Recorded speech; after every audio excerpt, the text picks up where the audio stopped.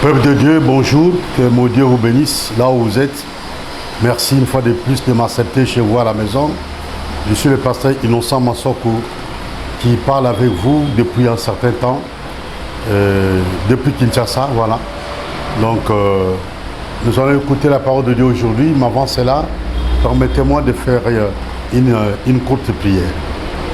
Père éternel, nous te bénissons, te disons merci, parce que tu as bien voulu renouveler en nous les souffles de vie gratuitement aujourd'hui.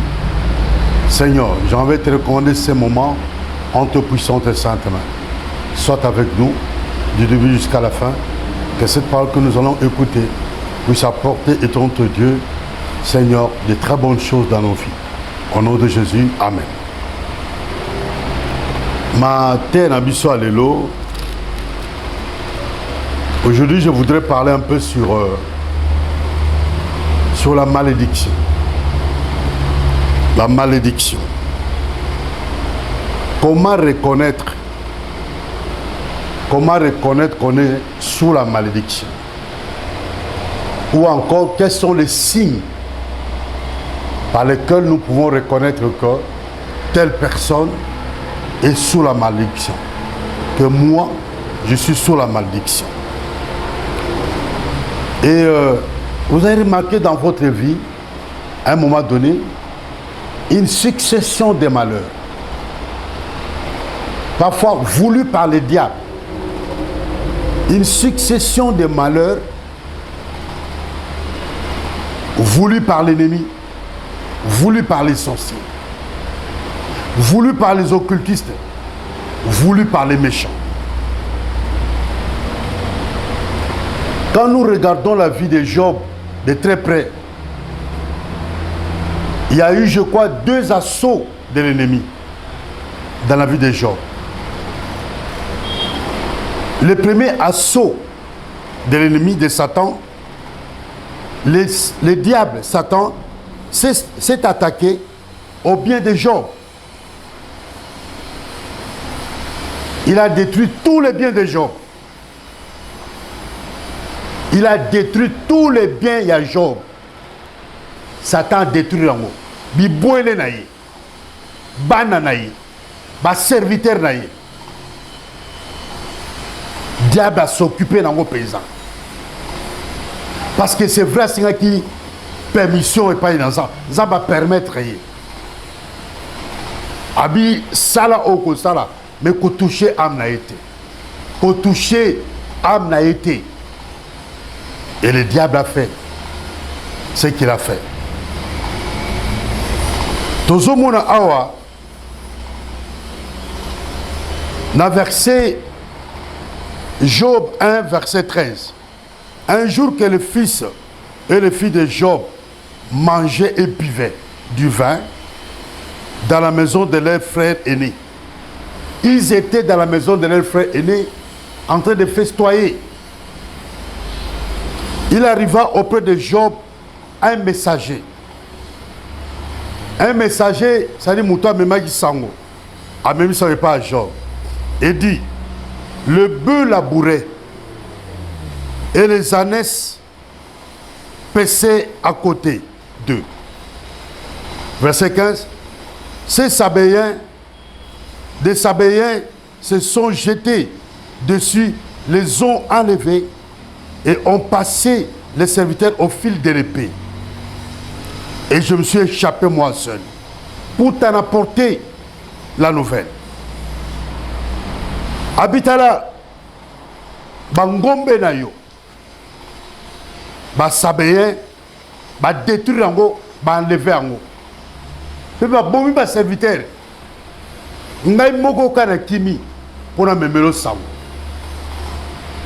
Yoka, verset 16. Il parlait encore, donc l'informateur. Mouta qui une information. Nanu kuta sisa i kolobate. Il parlait encore lorsqu'un autre vint et dit, Nana sis kolobate malheur à liboso. Que ba bomi banda yo, ba bomi ba meme na yo, ba ngome na yo. Moussou soyez, moutou soyez. Copé sa Job information. Il parlait encore lorsqu'un autre vint et dit, le feu de Dieu est tombé du ciel, a embrasé les brebis et les serviteurs. et les a embrasé les brebis et les serviteurs. Liboso yaki bangombe, siko ba meme. Et les a consumés. Et je me suis échappé moi seul pour te rapporter la nouvelle. Abina kiminga moko pona memelo sango. Na memelo nouvelle oyo. Ya liboso pe akimaki a memele sango. Ya imbale pe akimi a memele sango. Ndeba bongi ba meme, ndeba bongi ba ngombe. Toza la deuxième moutazo a copé sa sango.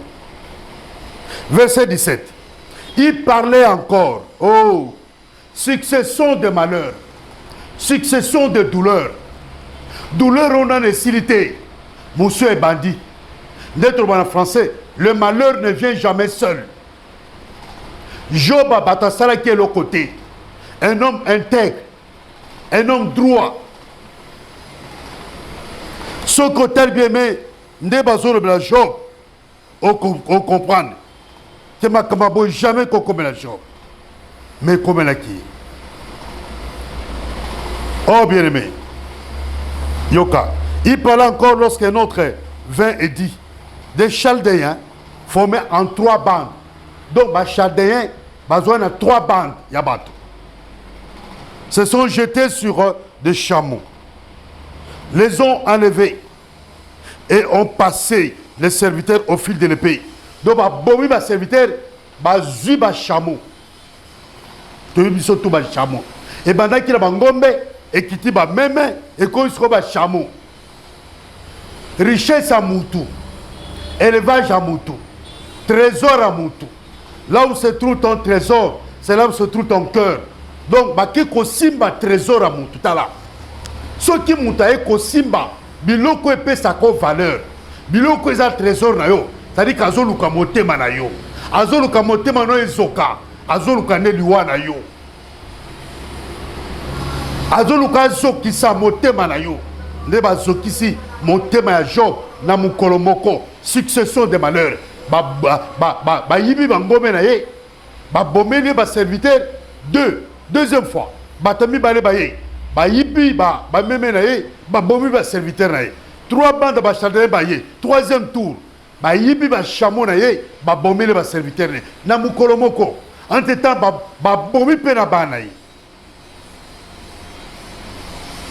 Oh, bien-aimé dans le Seigneur. Cet homme était dans le Seigneur. Parfois, tu te poses la question, mais je suis dans le Seigneur. Pourquoi les malheurs m'arrivent comme ça? Tu sais, Zamba vanta qui Job. Zamba kubisa qui Job et pas à Satabi. A mutu mon côté na sena moyo. Azalo kola Job. Zamba pas kubisa kabiso bongo. Au moins serviteur na ngana. Au moins moi na ngana ya mwasi. Au moins moi na ngana mbali. Mon côté à kokanaye. Ne pesa ka diable. Ne pesa ka bandoki. Motema pasi. Mais bon, c'est que tu crois attaquer biloko à Job. Il parle encore lorsqu'un autre vint et dit, des Chaldéens formés en 3 bandes se sont jetés sur les chameaux, les ont enlevés et ont passé les serviteurs au fil de l'épée. Et je me suis échappé moi seul pour te rapporter la nouvelle. Azuleka ba nouvelle à ma paix. Bible a bien aimé, celui qui se confie à l'Éternel ne craint point une mauvaise nouvelle. Mouta se confie pas dans Zambé. A bangaka mauvaise nouvelle. A tous les gens qui ont dit ils ont comme la yo. Ko bangaka mauvaise nouvelle. Ko bangaka mauvaise nouvelle. Yoka, verset 18. Verset 18, il parlait encore. 4e messager, 4e informateur. Lorsqu'un autre vint et dit, tes fils et tes filles mangeaient et buvaient du vin dans la maison de leur frère aîné. Et voici, un grand vent est venu de l'autre côté du désert et a frappé contre les 4 coins de la maison. Elle s'est écroulée sur les jeunes gens et ils sont morts. Et je me suis échappé, moi seul, pour t'en apporter la nouvelle. Donc, mon pépé bouka ma kasi yé. Yana ba pépé so ya ka ma bé. Mon pépé ya ma kasi et bomi bana Job, bana basi na bana mibali. Et bomi bango. 4e mauvaise nouvelle. Verset 20. Oh.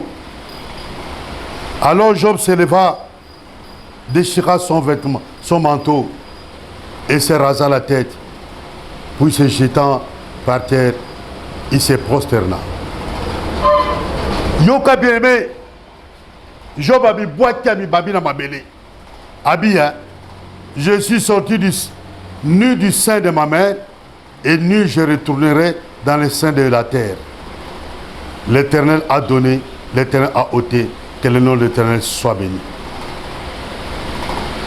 Babi, en tout cela, Job ne pécha point et n'attribua rien d'injuste à Dieu. Babi, ma bé comme la qui Job a murmura quitté. Yo pour le murmuraka. Yo pour le se plaignaka. Babi, dans tout cela, Job a sala qu'il soumte. Na nyonso ma bé comme la qui est. Ba bomele bana mi bana basi. Ba zuba chameau, ba zuba ngombe, ba zuba meme. Bien aimé. Ba nyonso ouais Job na bana. Mais Job a péché quitté. Quand tu vois ba signe à boiso l'axa, il y a quelque chose qui ne va pas. La linga qui to continuer na Deutéronome 28.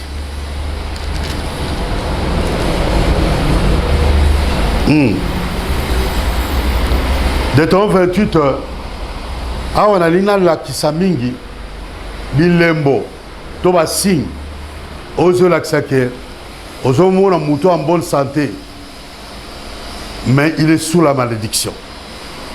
Quels sont les signes de l'axake moutoutel, aza sous la malédiction?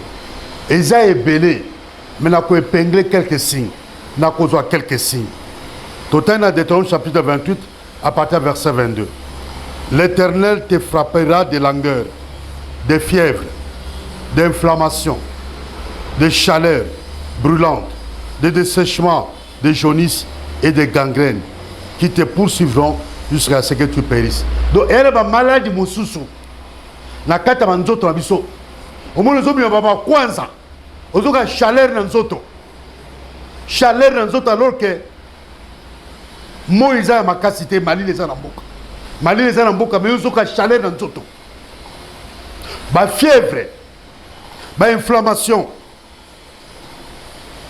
ba chaleur brûlante, aucun autre chaleur, moto, dessèchement, y a peau, des jaunisse, on souffre, ba jaunisse, donc ba jaunisse, moussou malade, moussou, y a malade à malédiction. Au moment où tout ça, la maladie ma kwanza, et si la kate, ce que s'il les reprend, ce que s'il les reprend, c'est une malédiction. Verset 23. Le ciel sur ta tête sera des reins, et la terre sous toi sera des fers. Babi, likolo mutul, na likolo mutul na yo, et kozolo kola ma bende, pe na ma bende pe, lokola ma bende, yangonde kopé son moto, yangonde kopé son chaleur. Verset 24. L'Éternel enverra pour plaie à ton pays de la poussière. Le corps n'est que les cas qui l'Égypte. Abi, pour te onzama kotine na yo, et qu'on a poussé na katamboka na yo. Et de la poudre. Il en descendra du ciel sur toi jusqu'à ce que tu sois détruit. Babi et kokitana sama belo jusqu'à ce que kufa. Verset 25. La naka ba signe à malédiction. L'Éternel te fera battre par tes ennemis. Ce qu'on a remarqué, même na kata ndoto, ozolo ta bandoto, ba ganya kao kaka, ba beta kao kaka na bandoto, ba longo kaka na bandoto, il y a signe à malédiction. Si vous avez remarqué ma kamutozo sala dans toutes tes entreprises, et c'est la commerce, et c'est la monbon, et c'est l'okunozo sala, pour tous les bénéfices. Mais chaque fois vous avez remarqué que ma kamutozo qui est libosoté, et ça signe à malédiction. L'Éternel te fera battre. Donc, ba ennemi na yo ba ko sakana na yo. Eza na moi, eza na butu na kata ndoto. Oko remarka ngo, même na moi mutu pamba pamba azo manque respect. Tu sauteras contre eux par un seul chemin et tu t'enfuiras devant eux par ce chemin. Abi oko bimela banguna na yo, ko bunsa bango na nzela moko, mais oko pakata mbangu na retour na ba sept chemin, na ba nzela samo. Et à moko ba signe malédiction. Muto longa kate. Makamuto azo sala victoire ezate. Sozo remarqué que ba échec kaka na kata makamyo salaka. Bien-aimé, pose-toi la question, est-ce que tu n'es pas sous la malédiction? Non, c'est ça la question makate. Ba ninga bazo sala les simba. Tam soupe on tozo la kabon zela. Mais ya yo simba kate. Ya bango de simbaka. Verset 26. Ton cadavre sera la partie de tous les oiseaux du ciel et des bêtes de la terre. Il n'y aura personne pour les troubler. Moutako kufa boite. On va tout souba kufaka. Azangi moutako kundaye. Azangi ndeko kundaye. Moutusako kufa. Ake kufa na kata zamba. Kota kenda ki ba yebite. Moutusuba na bima mundaku. Akena mboka moko bobina boyebite. Destination inconnue. Il y a des gens comme ça. Hein? Abimina tongo. Akena ye. Okena kei. Bo akasanke. Akoma na mboka moko boy. Akoma na lisala. Akoma na idiofa. Abenga kate. Boana téléphone a été. Vous avez un contact a été. Ça fait plus de 30 ans. Pe batabongo yo akake akufa kine bali akufa ina kata zamba ne bemene ba moni angote et la signe malédiction sona kata famille beaucoup fa bongo et la signe malédiction sona kata famille beaucoup fa ka okunda pasi pona bokunda mutu pasi et a moko ba signe malédiction. Donc cadavre no na kata zamba bande kalikolo bande ango na ba nyama o ba benga ba charognard o ba dia ka bibembe ba ye ba le yango ya normalité muto za créer na image ensemble na ressemblance ensemble et bembe de koza bilei ya ba nyama mususute ya ba ndekete soki po kufila mai ba ngando ba leyo ba hippopotame ba leyo ba nyama o ba vivana mai ba leyo. Donc et bembe na yo ezanga cimetière et a signe malédiction. Et bien maintenant, moi je tiens à cercle exalté. Parce que, attends, mi quoi na yo? Yo quand Joseph Azoloba, na bana na ye. So ki nga na kufia en Égypte, bo tika nzoto na nga na Égypte te. Bo kamata nzoto na ngai, bo kende nango na Israël. Et sika bakunda bakoko na ngai, ba Abraham, bo kunda nga kuna. Et sika bakunda papa na ngai. Moutazoloba pona mi quoi na ye. Oui, parce que mi quoi Élysée, et zongisa moutou na bo moi. Tu as besoin de quoi? Il y a une biso ou à bunga. Attends quoi ne kaka. Tout ça avec examen total. Sauf que zaye, ce que zaye to zubi quoi to kundi ango. Mais yo attends quoi no to récupérer.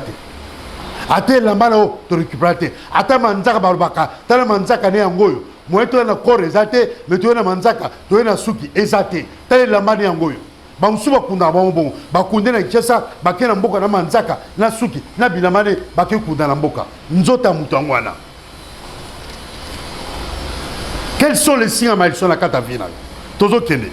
L'Éternel te frappera de l'ulcère d'Égypte, des hémorroïdes. Donc ulcère on zamba fra maladie Égypte wana. On zamba frappa ki bango, c'était la malédiction.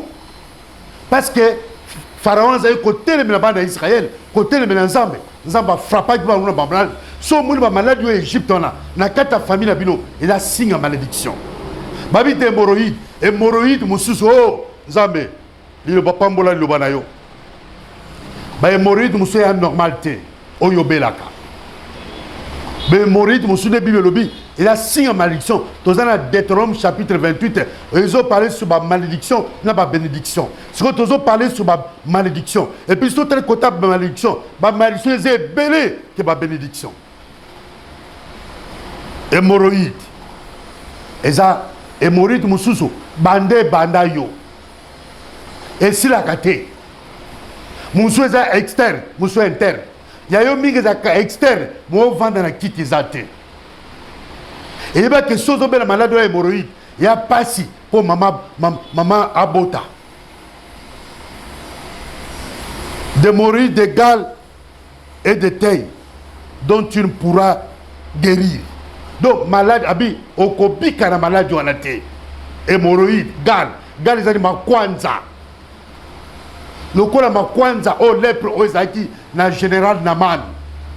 Le quoi lépreux nous a frappé qui Myriam, de quoi Moïse, parce qu'il a murmuré qui contre Moïse. Il y a un malade, parce que tu murmures beaucoup contre les hommes de Dieu. Tu murmures beaucoup contre Dieu, contre l'église de Dieu. Verset 28. L'Éternel te frappera de délire, d'aveuglement, d'égarement d'esprit. Oh, d'aveuglement et d'égarement d'esprit. L'Éternel te frappera de délire. Moi, je suis commis le corps à Zoba. Je suis les associés. Na kata ba fayi musuto mona abongo mwana bota maki malamu. Mais tout d'un coup, on sentit pas que muto a normalité. Ne na tongo na tonga lelo na kutana ndeko moko zo pa mobali penza. Mais façonné à kotambola. Façonné à kotala, on sentit que muto a son normalité. Babli on soya ba singa malédiction. Mwana bota mi malamu. Mwana koli malamu. A complet bukolo. Mais tout d'un coup malade. Et c'est pas malade ndeke. Malade ndeke. Moutako mukolo. Na moi musu na grand marché. Mbinga mobali. Mukolo. Mais nous autres l'on ba cicatrice na ba cicatrice. Pourquoi? Pour malade on est quoi saqué partout. Et si que malade on est koningé quoi c'est. Ceux qui na mai a quoi et quoi ici. Ceux qui na moto et quoi ici. Tala ba pota ou azoka. Ya moto. Parce qu'à quoi il y a partout. Et qu'on bambé na béton. Et qu'on bambé na macadam. Na presse passe mi touke le caca. Mou konsu bamba et penza. De quoi ben la malade ndeke. A koufi penza. A koti. A koufi penza a koufi. Bakene na mama yemo. Avant ba kote na mort mouta la bouka. Ba malade moussousou. Ne doit malade ndeke. Ba malade. Maladie incurable. Maladie ici la katewana. Et anormal. Babi l'Éternel te frappera de délire, d'aveuglement. Batmoussou baza aveuglé. Bamounaka, azomonate azomonate. Vie ezo beba, mais azomonate. Yem dazaï collier bien, collier échangé, mais aza frappé d'aveuglement. Moi, mon exaté, azomonango normal. Situation est normale. Tant que mon normal, c'est cause la carte aveuglement. Makambo batazomona normal. Ceux qui ont mon account normal, ils ont aveuglement. Tel aveuglement batamaboma. Azolia bilo que ça la poubelle. Ba mai, au moins ba ana isa ba bois kaka na ba bouteille en plastique, muta soubi a boaki. Na mon père muta liboma akamati mai wan masuba badi komela. Parce qu'il est à azana kata liboma. Azana kata aveuglement. Tant que na situation état wana te akomela masuba wana te azomela na romponga na mone azomela mai ya douche ba mema tioti to koya na caniveau azomela mai wana mutu tout seul à l'équipe merte azomela mai douche batani kotala kuna te ngabi ezani nango abi azomela mutali boma azomela mai ya douche est-ce que mutu ali boma oyo soit ça qui normal est-ce que encore omela mai ya douche mayo muta suko na douche biloko ba bois qui na poubelle et pola ba fou et pola mais ya zolia ya zomonango bien ba que belé pe bazabongo azane vivant bien dans le Seigneur mais makamba sala ko comme ta kufa ko linga te ba kunda yo alors que za vivant ba tusuba si ba kunda bango mais za vivant ba si ba bébé yo kasi mutso ba seba bébisier ba PC liboma ba PC malade ici la kate ba il sert ba makwanza la kata nzoto ba hémorroïde ici la kate mais si bon moto na yote. Oh, verset 29. Et tu tâtonneras en plein midi comme l'aveugle dans l'obscurité. Il y en a batebele. Babi oko tâtonner en plein midi comme l'aveugle dans l'obscurité. Batebele au moins pas mbinga mubali atanga classe malamu mbinga mwasi kitoko atanga pe ba classe bien mais azo tâtonner vie les avis à tâtonnement les avis vie à tâtonner azo tâtonner pe simbakate pe avansakate na kati ya tâtonnement bambula pe zo pusana AHP zo pusana mikolo pe zo kende yesu pe kalabi ita zoya keba bien aimé okwa kotikala bo otikali kobala te otikali pe kobota te yesu pe aye tokeyi pe otikali kobala te otikali pe kobota te otikali pe kosepela te na diplôme no ozwa université babetelo bafanfare batambusa yo na kata voiture depuis université ozwaki université depuis ozwaki tant ozwaki diplôme de l'université mais depuis ozwa banaka mukolo ozwa babi azela okomaka ko tâtonner tu tâtonnes mais les amis avec lesquels tu as été à l'école à l'université ils tâtonnent pas ils avancent ils ont moko signe en malédiction pour tâtonner ils ont malédiction la vie. Tu peux tâtonner pendant quelques temps, pendant quelques jours, pendant quelques mois, mais tu ne peux pas tâtonner tout le temps. Tu peux tâtonner pendant un temps, mais pas tout le temps. Si tu tâtonnes, si tu remarques que tu tâtonnes pendant toute ta vie, tu ne fais que tâtonner. C'est un signe, il y a malédiction. Parce qu'ils ont tâtonné, ils ont dit qu'ils ont mabélé. Ils ont décidé dans le monde des ténèbres. Yoka. Tu tâtonnes en plein milieu comme avec dans l'obscurité, tu n'auras point de succès dans tes entreprises. Pas bien, mon quoi signe, il y a malédiction. Succès, ils ont ayoté. Succès, il y a pour ayoté. Nous sommes au Sala, au Laxabat, nous avons la Chine, il y a Turquie, il y a Dubaï, il y a Kenda, Liboso. Les gens ont un succès. Il y a une boutique belé, il y a un magasin belé. Mais yo succès athée. Tu n'auras point de succès dans toutes tes entreprises, dans tout ce que tu feras, dans tout ce que tu entreprendras, dans tout ce que tu feras, même dans les mariages, pas de succès. Dans la classe, pas de succès. Santé na yo, pas de succès. Mumbai na musala, pas de succès. Bazo longole na musala, succès athée. Makamutu yo ko sala. Ça dit toutes les entreprises, ça dit que dans le domaine nyonso. Si vous avez remarqué le succès d'athée, mais vous avez remarqué le contraire de succès, échec, déception, choléra, grincement des dents, c'est un signe, il y a malédiction. Et ça, signe, mon quoi signe, il y a malédiction. Manque à succès. Oh bien-aimé, elle me colmote yo sepela, elle me colmote yo seka, elle me colmote par nos félicitations. En tout cas, oa mobali, oa mwasi, félicitations. Nabatika o lobano bongote. Succès à la kate. Madame Soumou Nazaka les premiers la classe, les premiers. Mais tant qu'à sisi ba classe, hey, échec et bani. Mais la classe Nazaka les premiers, ils ont pas succès, ba réussite. Mais tant qu'à sisi ba classe, ba bizela, biso tono zelayot. Yo va dans l'accent. Yo l'équipe na biso na mayele. Yo l'équipe na tout mayele. Bakepa ba bloqué yo. Ba kangi pesa. Okompa gaya zéro. Okoma kotuna fufu na midi.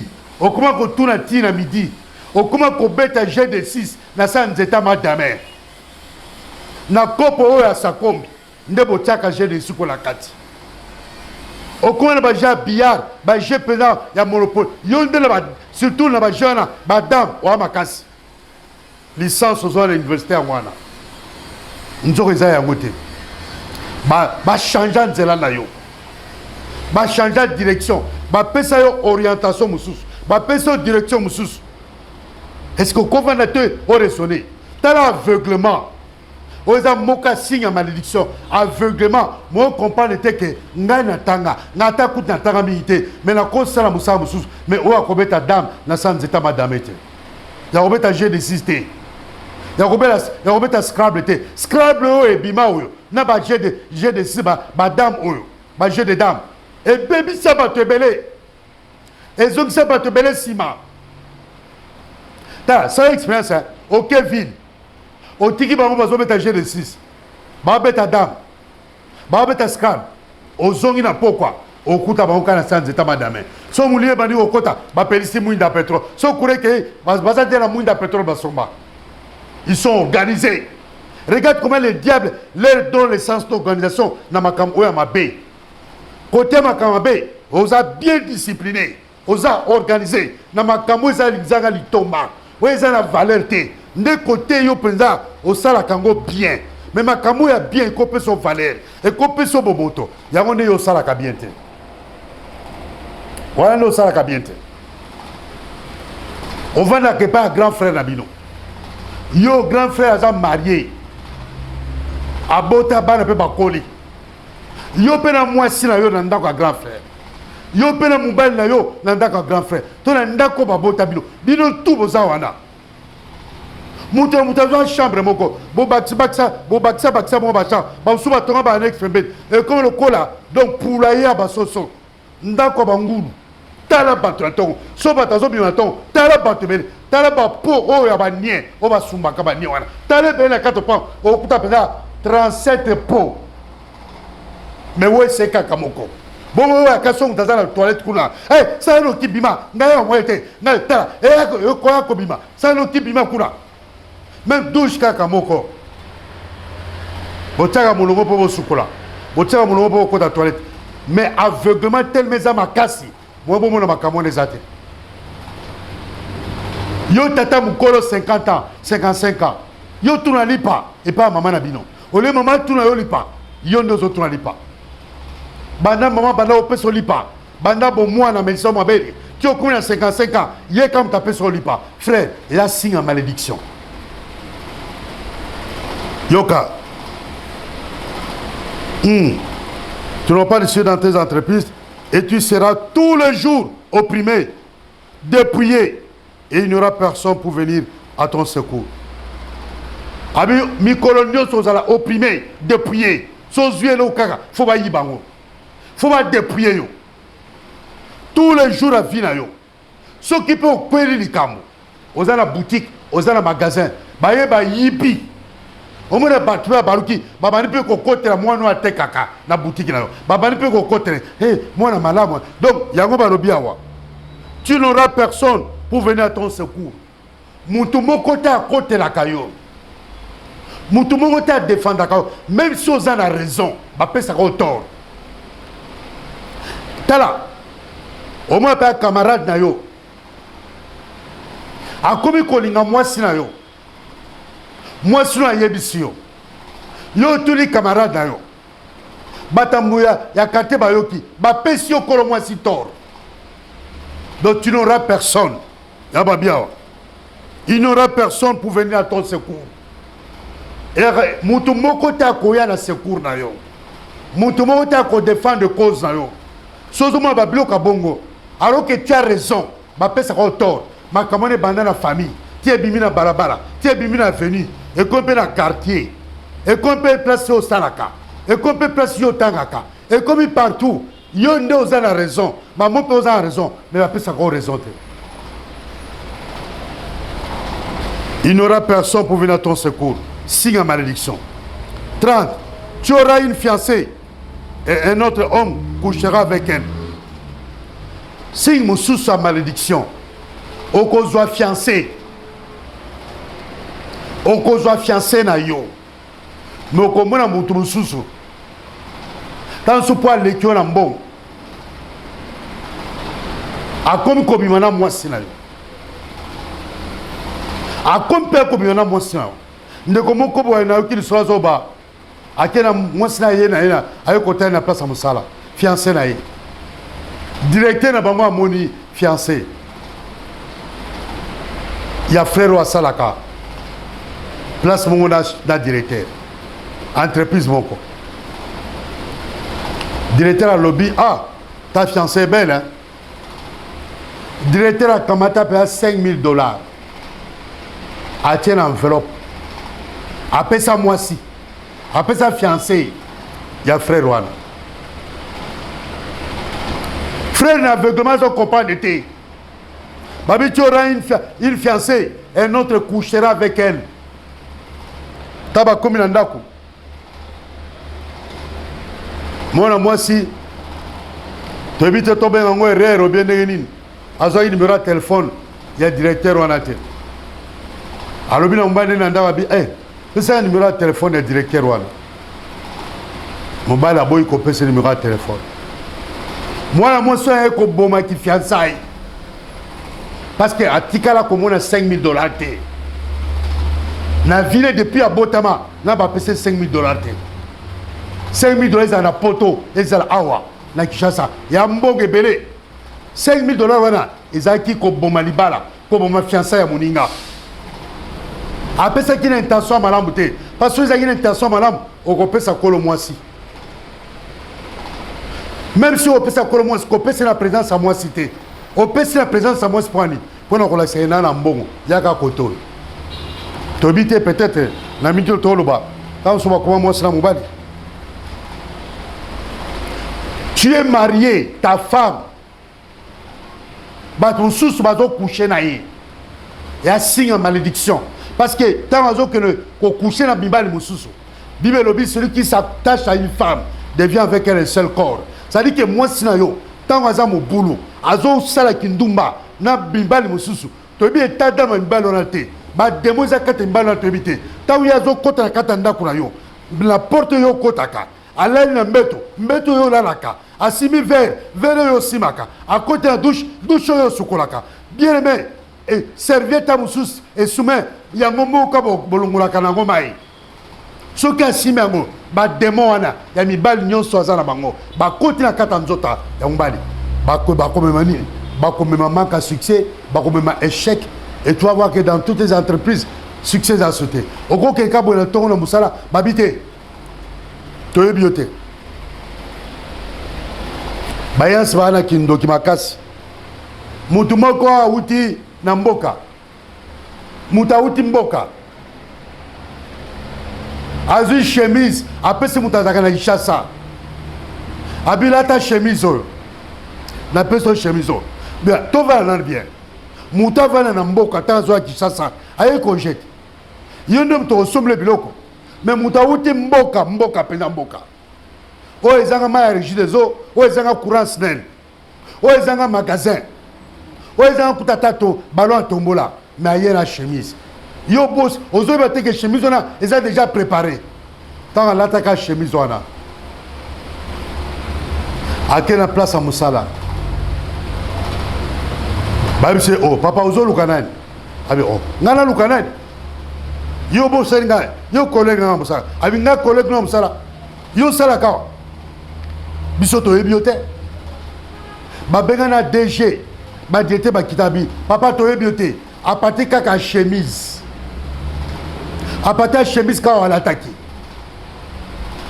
là ozonga makawa signe wa malédiction entre parenthèses na teki la sorcellerie et ses manifestations ndeko moko kaka na poto ceux qui akona nanga koyeba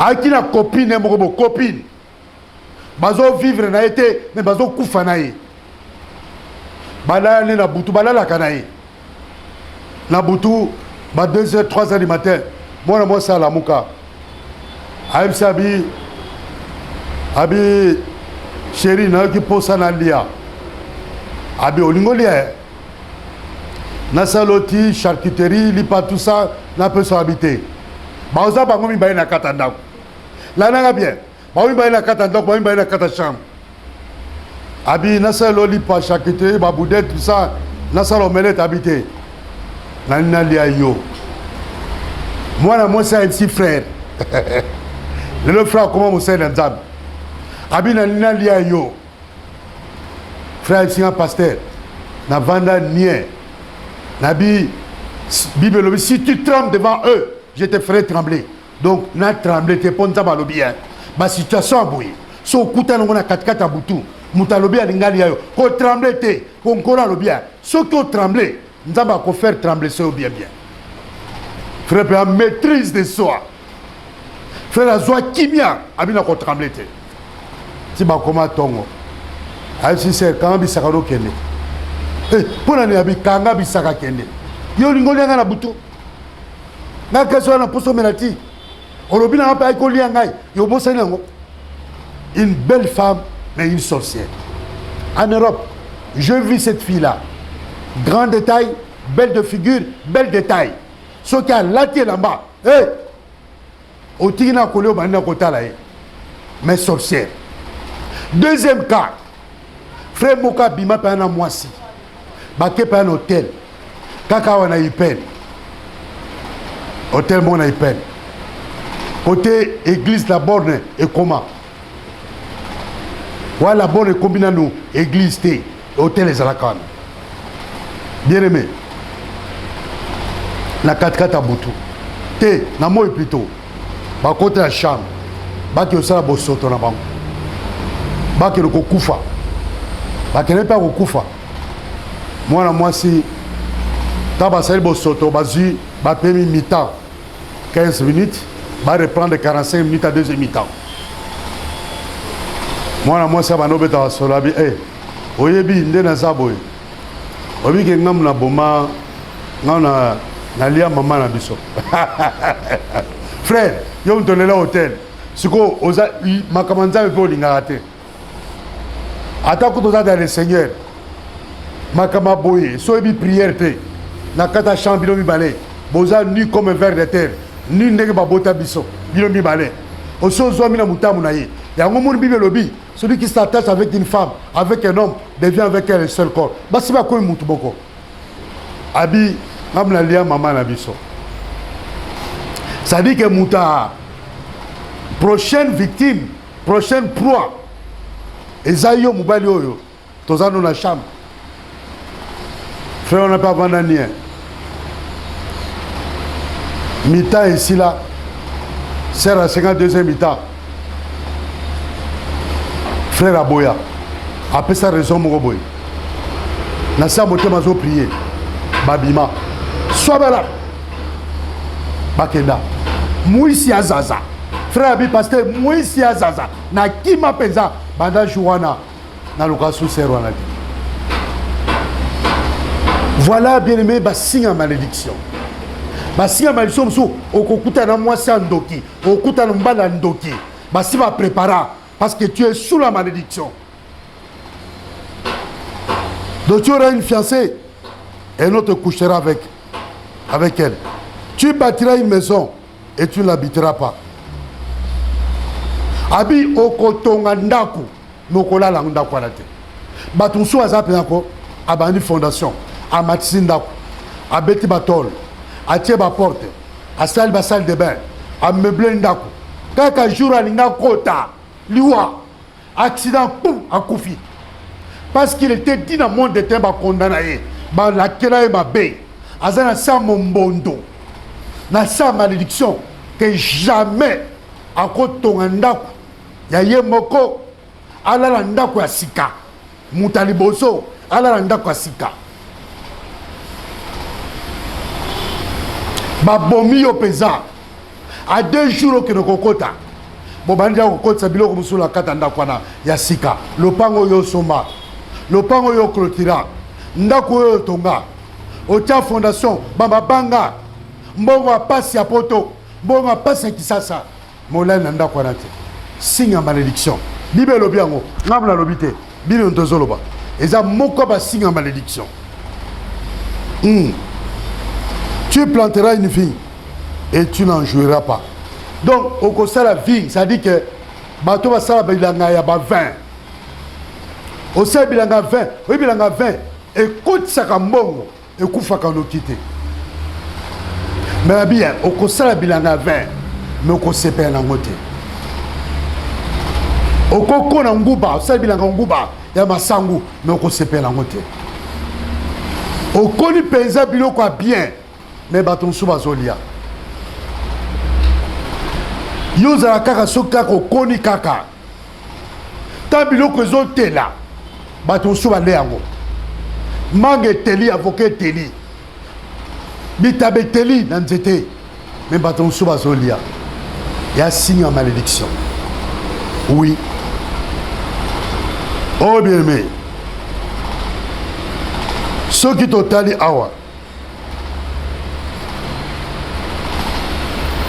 dans verset 42, Deutéronome 28, 42. Les insectes prendront possession de tous tes arbres et du fruit de son sol. Babi ba insecte ma banque. Ba ozo possession ba nzete non. Nde to mona kele kaka na Somalie, na Éthiopie, na Kenya, même na Ouganda dernièrement, même na Est Mboka na biso dernièrement. Tout le monde va bilo kwa ba banki. Et quoi il kola ba nzete, il kola bilanga. Elle est ma titi tu à bilanga. Elle est pondu nyonso. Elle est ma sango, elle est nguba. Elle est nyonso. Signe à malédiction. Verset 43.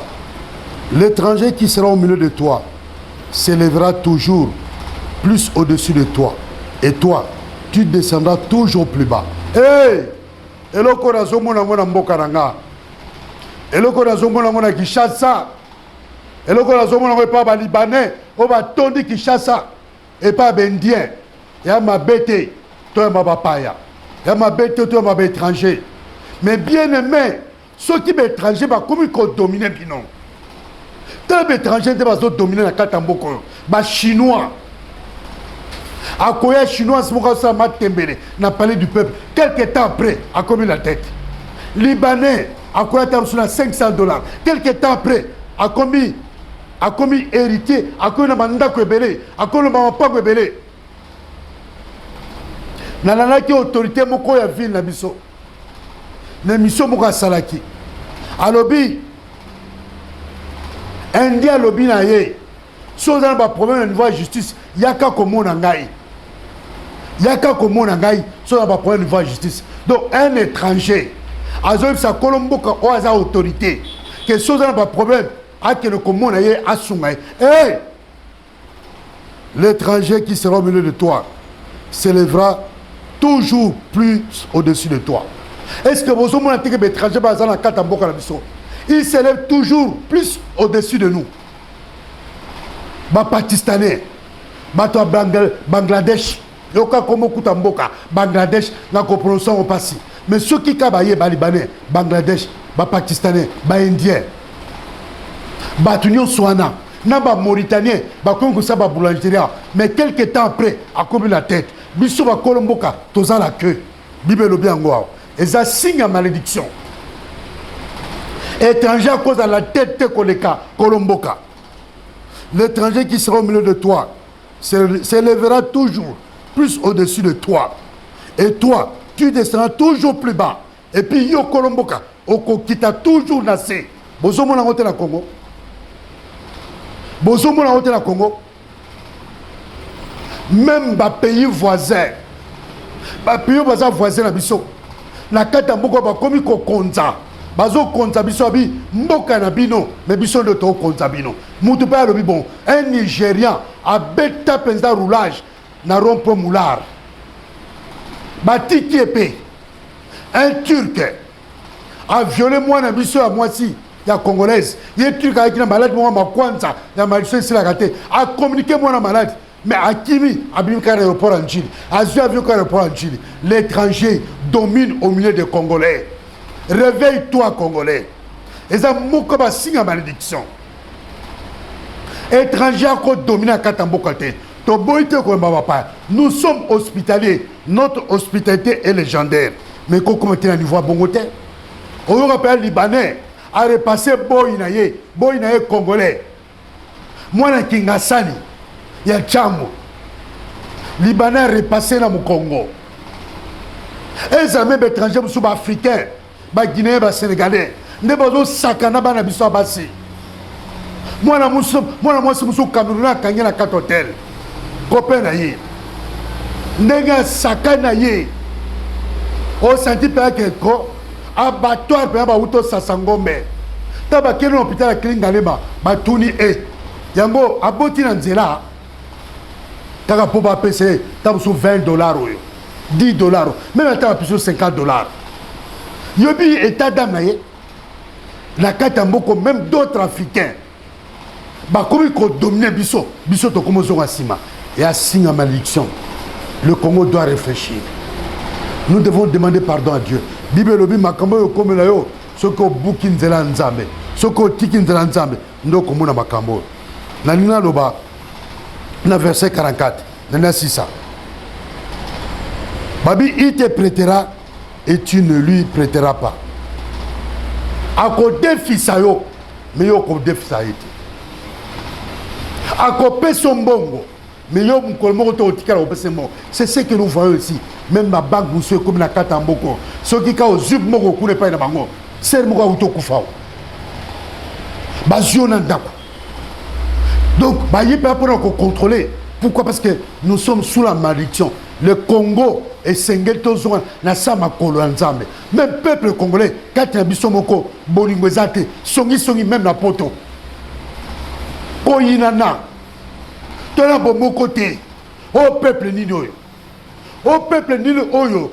Alobaka malama ndeko na été. Est-ce que ça malédiction te? Peuple nini alobaka bolama ndeko na été. Peuple nini abeta ndeko na maboko te. Tala Denis Mukwege. Azi prix Nobel de la paix pour la première fois. Prix Nobel de la paix dans ce cas-là. Eza eloko osakana ngote. Ba Nelson Mandela bazwango.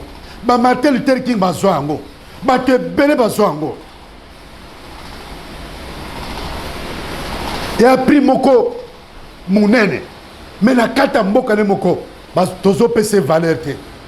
Le répartiteur des femmes na est. Moko ebomaka, moko Congo ebomaka ba héros nango. Ebomaka ba leader, ebomaka ba to bazo bimisa mitu, ebomaka ba to baza modèle. Congo ebomaka ba modèle, Congo ebomaka ba référence, Congo ebomaka ba to bazo mata. Moi beba bendi opeza. Congo yo. Kola na maboko bazo beta ote, bazo beta ote. Ngunga kansaki bazo betre maboko nzoka te bazo ko babomai maboko ba betre kayo o preso mukole ko sila okomona bango pe susute congolais tolingana manka muro na kata Congo même à Kinshasa même dans ma province abiso surtout à Kinshasa moite ko finga ba maman ba bota biso c'est une autre malédiction. Maman bota biso ozo finga ba partie intime e boni misangai surtout ba receveur ba chauffeur ko finga ba partie intime ba maman c'est une malédiction na occasion na kata bus to vana ba maman receveur pa finga ba partie intime ya garçon mo boy muta sali mabeza garçon finga garçon na maman na saini maman ne tamso atikala ndako tamso maman na kufa Bible lobina aussi ça verset 45 to continuons. Toutes ces malédictions viendront sur toi. Ozoka, toutes ces malédictions viendront sur toi.